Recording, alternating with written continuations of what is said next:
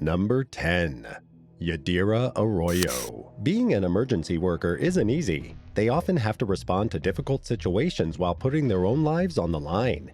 It's a selfless line of work that's often underappreciated. Sadly, in 2017, a New York City Fire Department medic named YADIRA ARROYO was killed.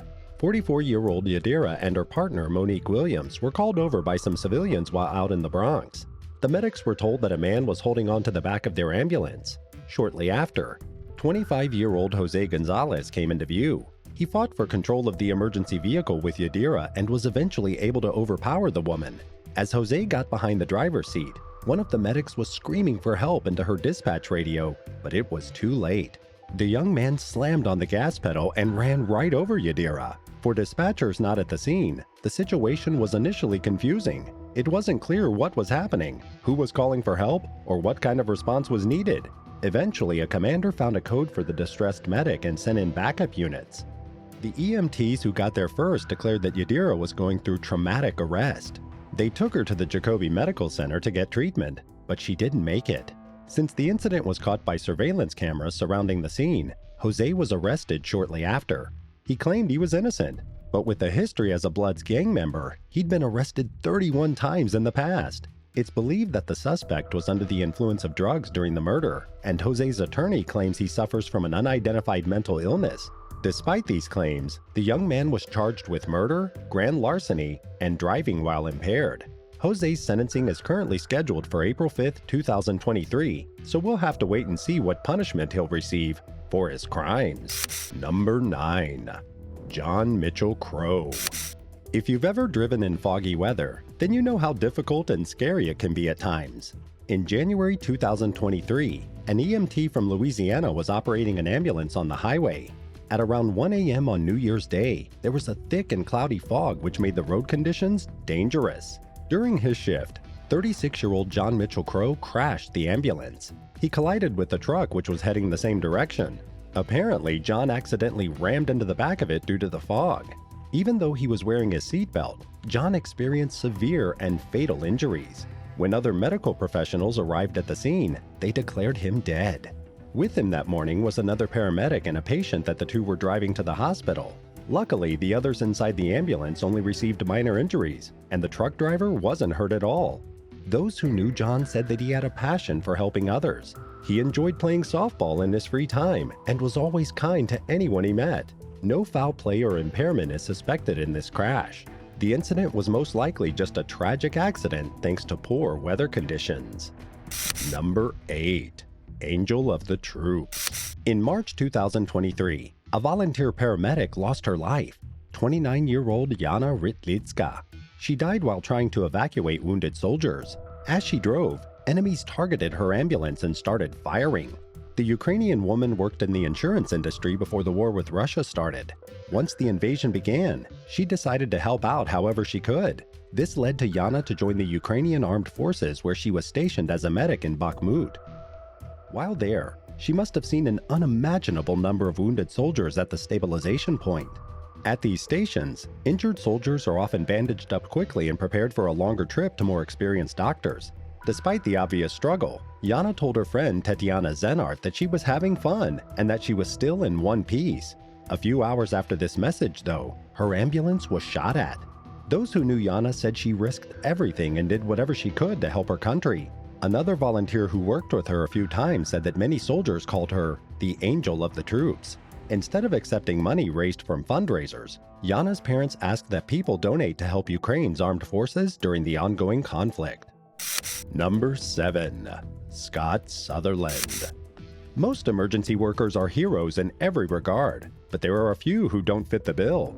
It turns out that a paramedic from England stole defibrillators out of ambulances and sold them. Estimates say 49-year-old Scott Sutherland made about 235,000 British pounds with this terrible scheme. He worked at several ambulance stations across the northwest region of the country and listed the devices for sale online to an overseas buyer. Each defibrillator got him over 10,000 pounds. Apparently, he ran this scam for years. In February 2020, he was finally caught on surveillance footage stealing out of the parked emergency vehicles. Scott was seen wearing his paramedic uniform and a beanie as he took the defibrillators.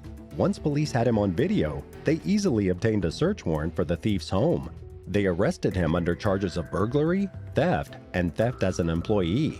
Officers also found evidence that Scott had sold a few of the devices on eBay. While this crime may not seem all that serious, Scott was basically putting people's lives at risk by depriving medical responders from the equipment they needed. For his actions, the thief received 3 years of jail time, even though he easily deserved more. Number 6. John KUHL. In November 2021, 55-year-old John KUHL was charged for stealing from the McHenry Firefighters Association. The former firefighter and treasurer of the Illinois group apparently stole more than $40,000 from the nonprofit. The organization collected money and did fundraising to support local charities and give scholarships to struggling students. In October of that year, the association realized that something was off in their money reports and bank accounts, so they quickly reported it to police. Investigators realized that the withdrawals from an unauthorized account had been siphoning funds from as far back as April 2019. This discovery prompted a larger investigation into the matter, and as a result, KUHL was eventually identified. The man had been working part-time as both a paramedic and firefighter, so no one would have believed he was capable of the crime. As the case played out, KUHL was put on administrative leave and was let go from the McHenry Fire Department. After pleading guilty to the charges brought against him, the thief was given 2 years of conditional discharge and was also ordered to pay the amount he stole back. It seems odd that he didn't receive any jail time, but hopefully this man and any others who knew of his involvement learned their lesson. Do you think John KUHL was let off easy for what he did? Let us know what you think in the comments down below. And be sure to subscribe if you're liking the video so far. Number 5. Chuck Harris. It's shocking when a person that's supposed to help people during the hardest times in their lives is hiding a dark, disturbing secret. A California firefighter and paramedic named Charles Jonathan Harris, or Chuck, was taken into custody by police in January 2023 for child pornography. Investigators with the Mariposa County Sheriff's Office, the FBI, and the Internet Crimes Against Children Task Force came together for the case. Chuck apparently had multiple images of graphic content featuring young children on his cell phone. Officers were pointed in the man's direction after getting a tip from the National Center for Missing and Exploited Children. It's believed that the suspect downloaded and distributed the inappropriate content through an app called Kik. Kik is a social media platform that many people use for private messaging.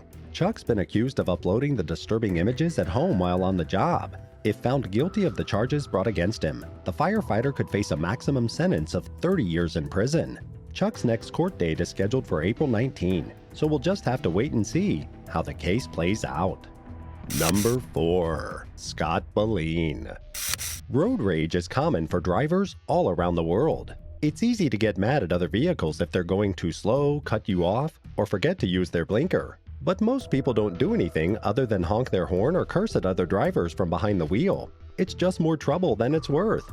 Unfortunately, a former firefighter from Seattle took his rage a bit too far back in 2014. Scott BULLENE reportedly cut a taxi driver off while spitting at the man and making crude gestures. With this unsavory behavior, the taxi man argued back. This resulted in the two taking photos of each other with their phones until, according to the cab driver, BULLENE became so angry that he shoved him and grabbed his phone. This wasn't the only incident BULLENE was involved in either. In March 2014, he and 2 other firefighters apparently beat up an innocent homeless man in the city's historic Pioneer Square district. Witnesses say the 3 saw the man sleeping in public before they started insulting him. It then escalated to a full-scale assault. When news of the attack reached BULLENE's superiors, they decided to fire him after he was charged with harassment and assault. Then in 2015, the ex-emergency worker was once again arrested with charges related to second-degree robbery. Unfortunately though, it's unclear what consequences he faced for his actions. Number 3. Earl Moore. Paramedics and EMTs face a lot of pressure in their jobs. They have to think fast and make life-or-death decisions for patients in extreme circumstances. With that kind of weight on their shoulders, it's not hard to make a mistake here and there. However, 2 paramedics from Illinois didn't just make a simple miscalculation, they directly caused the death of their patient, 35-year-old Earl Moore. On December 18, 2022, at around 2 a.m., first responders went to Earl's home after a woman claimed he was experiencing alcohol withdrawals and hallucinating. When Peggy Finley and Peter Cadigan got to the man, Finley yelled at him to sit up. She was insistent and pushy despite Earl being unable to respond. Officers then helped the patient outside by carrying him. But when they got near the ambulance, the two paramedics purposely strapped Earl onto the stretcher while he was on his stomach. Police body cam footage caught the incident on camera. Shortly after getting to the hospital, Earl was declared dead. Immediately, an investigation into the man's passing was launched. It was determined that because Finley and Cadigan put him face down on the stretcher, the patient was killed. The Sangamon County paramedics now face first-degree murder charges for what they did. If convicted of the crime, they could spend a maximum of 60 years behind bars. Number 2. Cody TRABER. In 2021, a 41-year-old veteran firefighter from Spokane, Washington died while on duty. The region was experiencing severe fires that summer due to record-breaking heat. Cody TRABER, who had over 18 years of service on his record with the Spokane County Fire District, responded to a brush fire call on a Thursday night. As he was trying to determine the origin of the flames, he fell off a steep bridge. Unfortunately, in the heat and chaos, Cody must have lost his footing. When medical professionals arrived and examined him, they declared him dead at the scene. This news rocked the District 9 firefighting community and everyone who knew Cody. He was a family man with a loving wife and 4 kids who will all miss him dearly. His co-workers said that whenever there was a call for help, Cody was the first to come running. Number 1. Jonathan TATONE. While off duty in summer 2021, a California firefighter went to Station 81 in Los Angeles with a loaded gun. 45-year-old Jonathan TATONE shot and killed a firefighter there and severely injured another before fleeing the scene of the crime. When he got home, he boarded himself inside. He then lit a match and set the property on fire. In response to the incident, the city's fire chief Daryl Osby was shocked that one of his own could commit such a terrible act of violence. The deceased victim was named Tori Carlin. He'd been serving with the department for over 27 years, putting everything he had into protecting his community. After going to TATONE's house, police found the suspect in his pool.